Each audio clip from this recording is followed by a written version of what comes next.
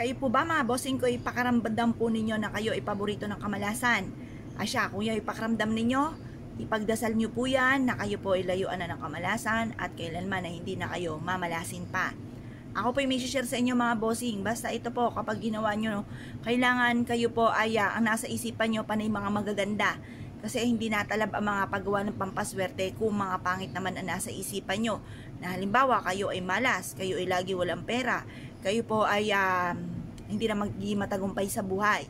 Hanggang dyan na lang kayo. Yung mga salitain ganyan, nako, kalimutan nyo po yan. Hindi po yan makakatulong sa inyong pag-unlad at bagkos ay kayo po ay panghihinaan pa ng loob at kayo po ay kumbaga kung ano yung naisip nyo, magkakatotoo po yan. Kaya alisin ang mga ganyang isipin, yung hindi makakatulong at bagkos ay panghihinaan ka pa ng loob. Nako, baliktarin po natin ang mga nagaganap. Halimbawa, walang pera.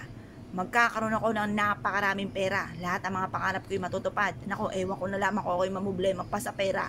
Mapuputos ang aking pitaka sa dami ng perang darating. Ganun po ang pagwi-wish. Huwag kayong magwi-wish ng mga yung tipo ba na panghihinaan ka lang ng loob. Lagi mga magaganda ang i-wish po ninyo. Kaya lagi ko rin tinatitle panay mga magaganda. Kasi kapag tinatitle ko yung pangit, yung po ba ay gugustuhin nyo, diba? Walang may gusto ng pangit.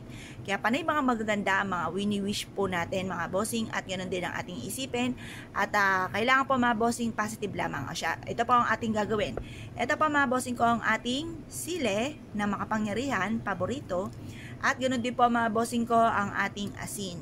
Ang sile, mga bossing, napakasarap nito, lalo-lalo na kung may sabaw, lalagyan ng patis, silit, kalamansi. Ay, Diyos ko, panalong-panalo, napakasarap ng kain. Kaya lang, ingat po kayo dahil nagkakaedad. Baka magkayuti ay po kayo, mga bossing. Ngayon pa, mga bossing, ang sile, hindi lang sa pagkain. Ito po, mga bossing ko, ay pampalakas din ng ating fighting spirit. Para hindi tayo panghinaan ng loob, mas maging fighter tayo sa hamon ng buhay. Ganun din po mga bossing, kung may problema ka sa inyong karelasyon, mainam na gamitan ng sile para masolusyonan ang problema.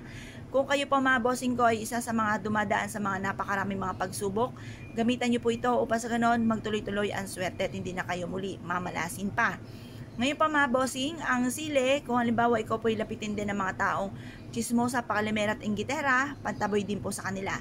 Kung kayo minamala sa negosyo, para kayo swertihin, gamitan ito ng sile para kayo ay swertihin. Ngayon pa mga bossing, strong relationship din ito ng family kung away-away ang inyong pamilya. Minsan mga bossing sa paghabang bata pa, may naringgan akong bossing ko, yung mga anak daw nila ay magkaka-close nung sila ay maliliit pa. Pero na naglakihan, nagkaroon na ng kanya-kanyang asawa ay naging magkakaaway na.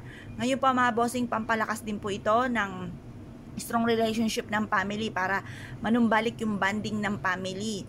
Ngayon po mga bossing, mag-wish ka kung anong nais po ninyo. Harap sa may silangan ng 6:30 or kaya po ay alas 7. Matatapos ito hanggang alas 8 kasi ibibilad pa po natin siya. Pero kapag pupulmon, lagi nyo po tandaan alas 7 or alas 8 ang mga pinakamagagandang araw. Ngayon po mga bossing, ko kayo po naniniwala, subukan nyo po ito, proven po ito na napakaswerte. I-wish po na magkaroon ako ng sariling bahay, ng negosyo na dito na ako yayaman, magkaroon ako ng mga bagay na matagal ko na pinapangarap, maligtas ako sa anumang kapahamakan, ako at aking buong pamilya, matupad lahat ang mga pangarap sa buhay at magkaroon ng mahabang buhay. Yun po yung mga pinaka-mayor, pinaka-importante. Ngayon pa mga bossing, ko kayo po naniniwala, subukan nyo na po ito, proven po ito na maswerte at good luck po sa inyo po lahat.